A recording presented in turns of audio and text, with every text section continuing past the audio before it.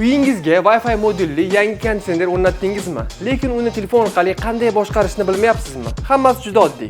Smartfoningizda bepul AC Freedom ilovasini yuklab olamiz. Yashab turgan davlatimiz O'zbekistonni belgilaymiz. Skaner qilishni so'raydi. Skip tugmasini bosib o'tkazib yuboramiz. Avval bu dasturdan ro'yxatdan o'tmagan bo'lsangiz, Sync up tugmasini bosib, pochta, telefon raqam va parolni kiritib, ro'yxatdan o'tib olamiz. So'ng manzilingiz shahari va viloyatini kiritasiz.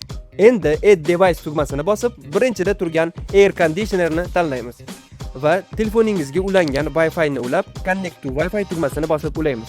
E'tibor bering, telefoningizda Bluetooth ham yoqilgan bo'lishi kerak va dastur konditsionerni qidirishni boshlaydi. Konditsionerni boshqaruv pultidan yoqib olib, Cool va Plus tugmasini 3 sekund bosib turamiz. Telefoningizga ulangandan so'ng konditsioner turgan xonani belgilaymiz.